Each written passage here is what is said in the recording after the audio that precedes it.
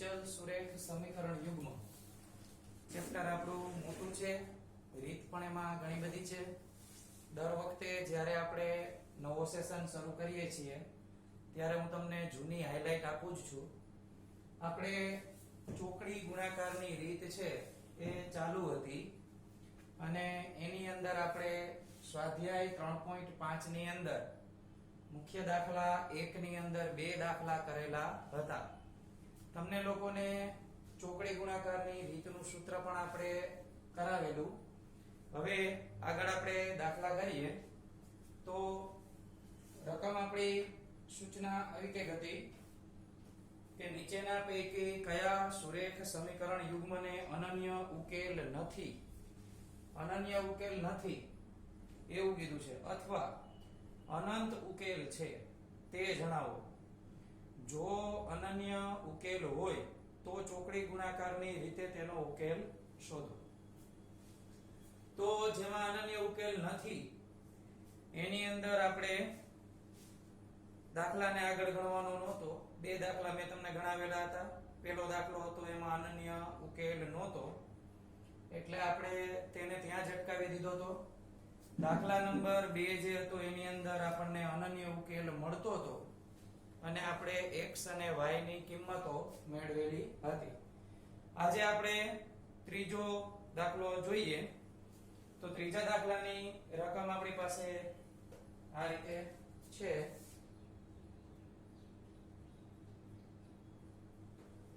ત્રણ x ઓછા 5y બરાબર 20. 3x ઓછા 5y બરાબર 20. અને બીજી આપણી પાસે સમીકરણ 6x ઓછા 10y, 6x ઓછા 10y બરાબર 40 આપણને આપેલા છે. તો દાખલાને આપણે સૌથી પહેલા તો ચોકડી ગુણાકારની રીત છે, અચળ પદને આપણે ફરજિયાત ડાબી બાજુએ લઈ જવું પડે જેથી કરીને આપણને એનું યોગ્ય પ્રમાણિત સ્વરૂપ મળે. તો 20 ને આપણે આ બાજુ લઈ જશું તો 3x ઓછા 5y ઓછા 20 બરાબર 0.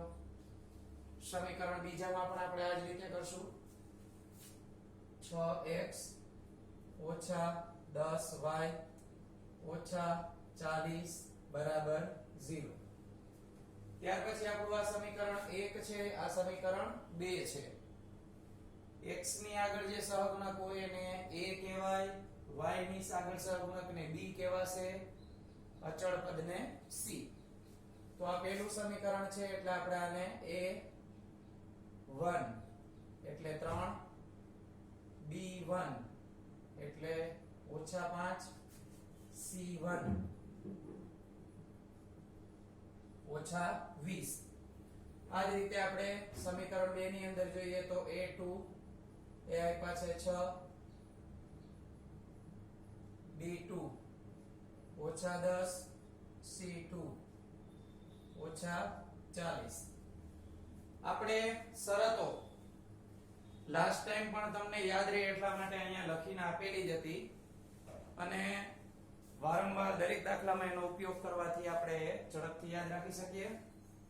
તો શરત આપણે સૌથી પહેલા લખી નાખીએ કે a1 ના છેદમાં a2, b1 ના છેદમાં b2, અથવા આપણે એક કામ કરીએ, દરેક વસ્તુ જે છે એને આપણે એક એક મેળવી લઈએ. તો પહેલા a1 ના છેદમાં a2 મેળવી લઈએ. તો 3 ના છેદમાં 6 આપણને આપેલા છે તો આનો છેદ ઉડે એટલે 1 ના છેદમાં 2 વધે. પછી આપણે b1 ના છેદમાં b2 નું કામ કરીએ. આ b1 ના છેદમાં b2 -5 ના છેદમાં -10 આપ્યા છે. માઈનસ માઈનસ ઉડી જાય અને આ બંનેનો છેદ ઉડે તો 1 ના છેદમાં 2 વધે. c1 અને c2 નું કામ જોઈએ. તો આ c1 અને c2 ઓછા 20 ના છેદમાં ઓછા 40. અહીંયા આગળ પણ મારે માઈનસ માઈનસ કટ થઈ જાય તો 20 2 40 એટલે 1 ના છેદમાં 2 વધે.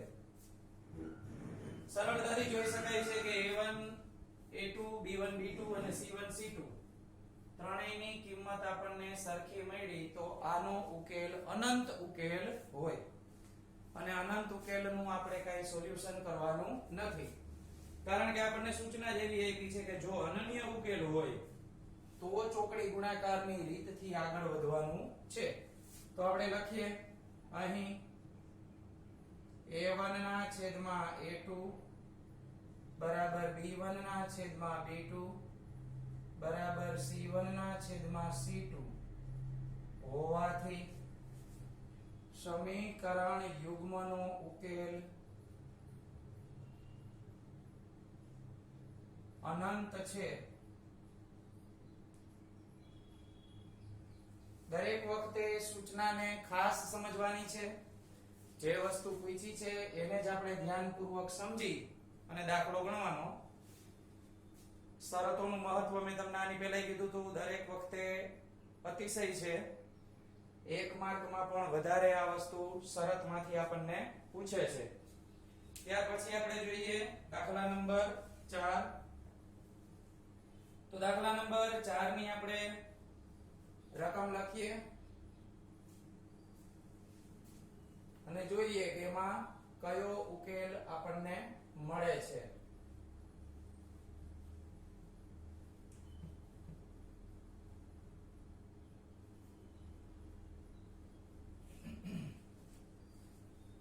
ચાલો તો દાખલા નંબર 4 માટે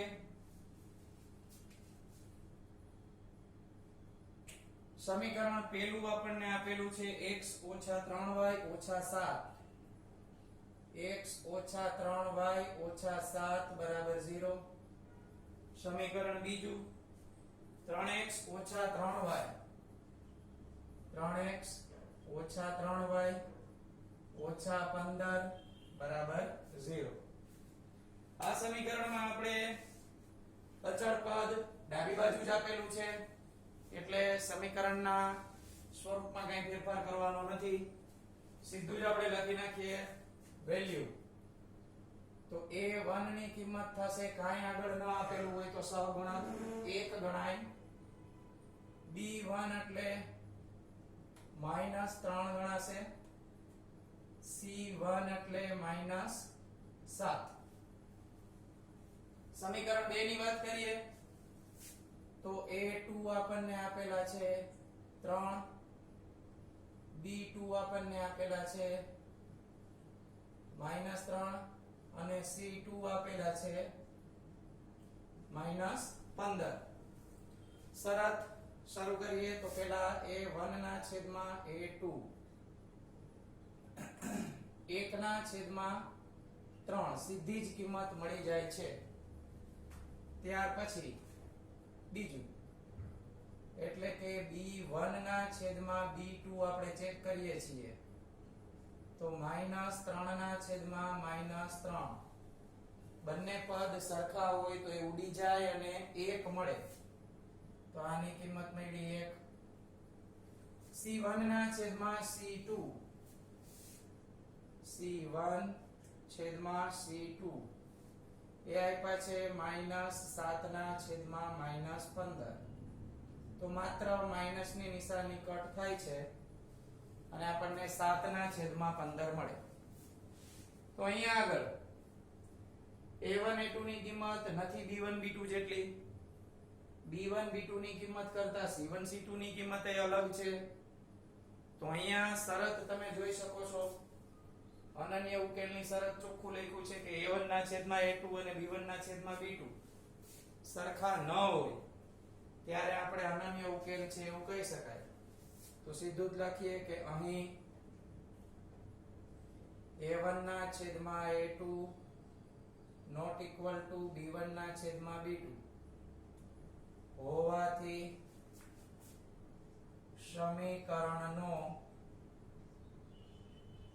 ઉકેલ અનન્ય છે. તો જો અનન્ય ઉકેલ હોય તો આપણે ચોકડી ગુણાકારની રીતથી આગળ વધવાનું થાય. તો અહીંયા આગળ હું સૂત્ર લખું છું, યાદ કરાવી દઉં પાછા સૂત્ર તમને. તો સૂત્ર મેં આ રીતે કંઈક કીધા હતા કે પહેલું સૂત્ર x બરાબર bc માઇનસ બીસી છેદમાં AB માઇનસ AB. પછી y નું સૂત્ર પણ આપણે આ રીતે લખેલું હતું, બાજુમાં જ લખું છું. એમાં આપણે અંશમાં ફેરફાર કર્યો તો AC માઇનસ AC છેદ એમને એમ AB માઇનસ AB. પછી કંઈક આપણે આંકડા લખ્યા હતા કે 12 21 નીચે પણ 12 21 છેદમાં 12 21 અને અંશમાં આપણે ફેરફાર કર્યો તો 21 12.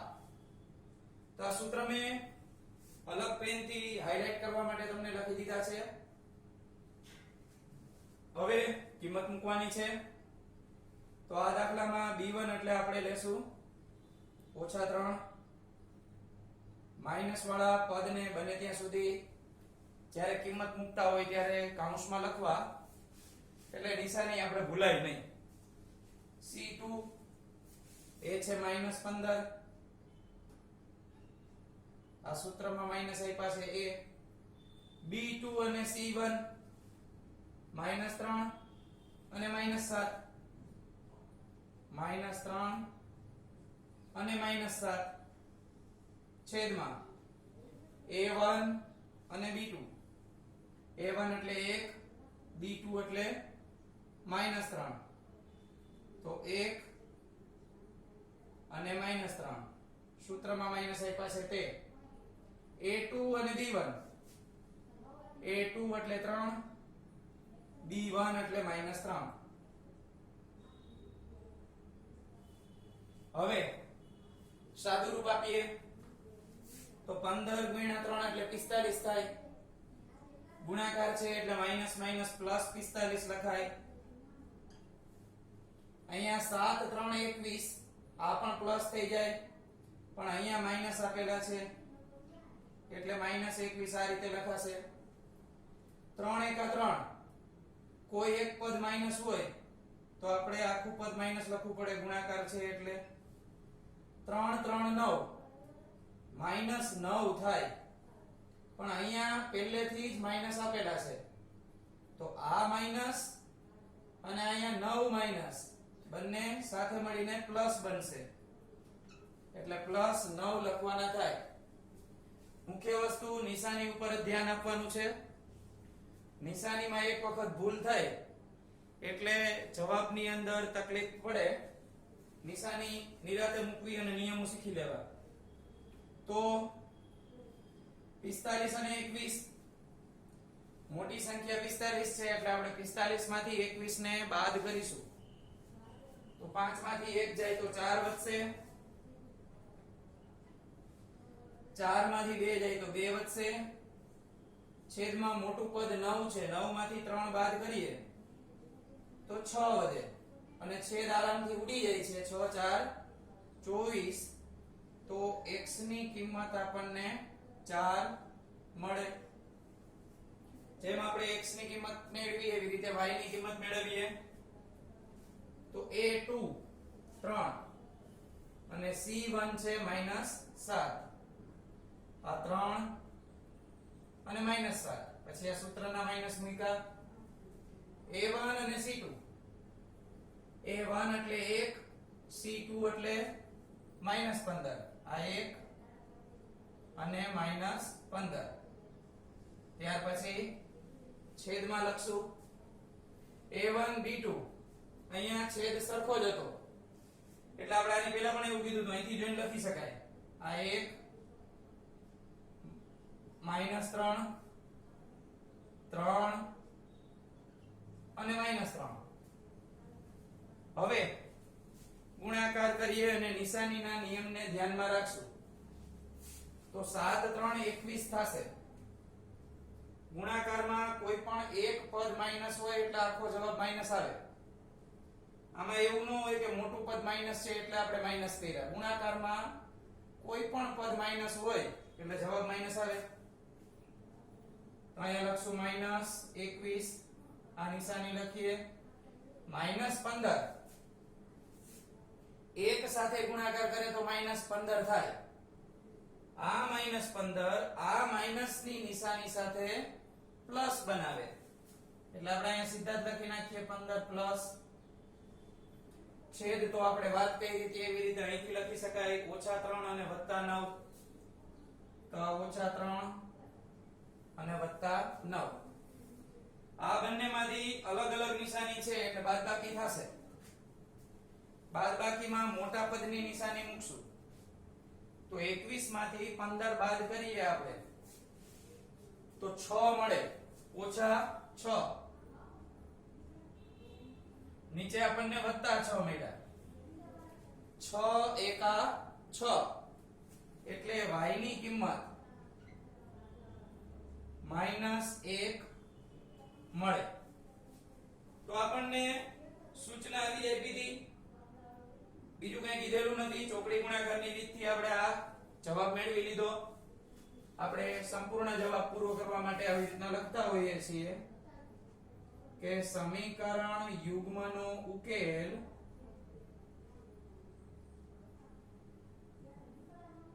x અને y x ની કિંમત 4 અને y ની કિંમત -1 આ આપણો પરફેક્ટ સંપૂર્ણ જવાબ થયો ગણાય. આમાં હવે કોઈ એક પણ માર્ક કટ કરી શકે નહીં.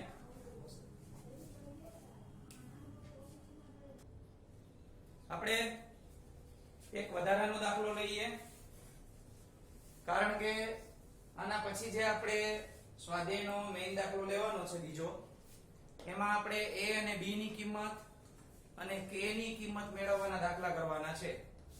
તો ઉદાહરણ 14 એક આપણે ટેક્સ્ટ બુક નું અગત્યનું છે એ આપણે જોઈ લઈએ. પેજ નંબર છે 51. રકમ વાંચું છું.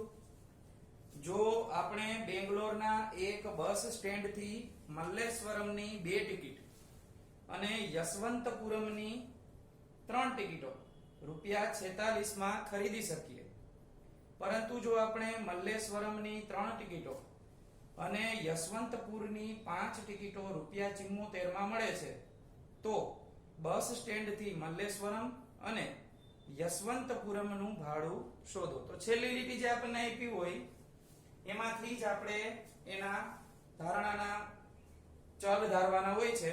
તો બેંગ્લોર થી ઉકેલમાં લખ્યું છે કે ધારો કે બેંગ્લોર થી મલ્લેશ્વરમનું ભાડું ₹100. તો લખીએ ધારો કે બેંગ્લોર થી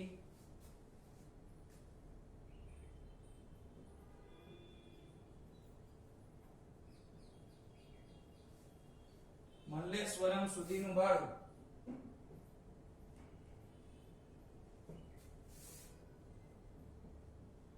એ ₹x તથા યશવંતપુરનું ભાડું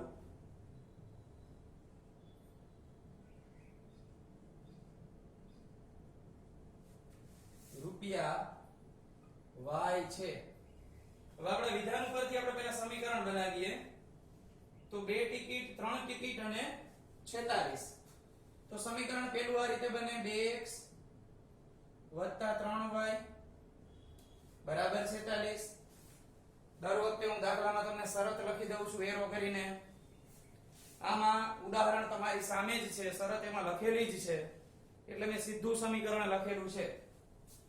બીજું સમીકરણ આમાં ટિકિટ પ્રમાણે જોઈએ તો 3x 5y અને ₹74 ભાડું આપ્યું છે. તો 3x + 5y અને ભાડું આપેલું છે ₹74. આપણે આપણા સ્વરૂપ મુજબ ગોઠવણી કરીએ તો 46 ને આ બાજુ લેવાના થાય 2x 3y - 46 બરાબર 0. 3x 5y - 74 બરાબર 0. ચાલો a1 એટલે 2, b1 એટલે 3, c1 એટલે -46. એવી જ રીતે a2 3, b2 5, C2 ઓછા 74. આપણું સૂત્ર લખી નાખીએ પહેલા. તો x વાળું સૂત્ર BC માઈનસ BC છેદમાં AB માઈનસ AB 12 21. અહીંયા પણ 12 21. જો ટેક્સ્ટ બુકમાં તમને ટેક્સ્ટ બુક મુજબનું સૂત્ર આપ્યું છે, આપણે અગાઉના લેક્ચરમાં વાત કરેલી જ છે. બંને સૂત્ર દેખાવમાં અલગ લાગે છે, બંને સૂત્ર માન્ય જ છે. જે સૂત્ર તમને અનુકૂળ આવે તમે લઈ શકો. ટેક્સ્ટ બુક મુજબનું સૂત્ર પણ તમે કરી શકશો. ચાલો કિંમત મૂકીએ. તો B1 એટલે 3, C2 એટલે ઓછા 74 માઈનસ B2 એટલે 5, C1 એટલે ઓછા 46 છેદમાં A1 એટલે 2, B2 એટલે 5, A2 એટલે 3,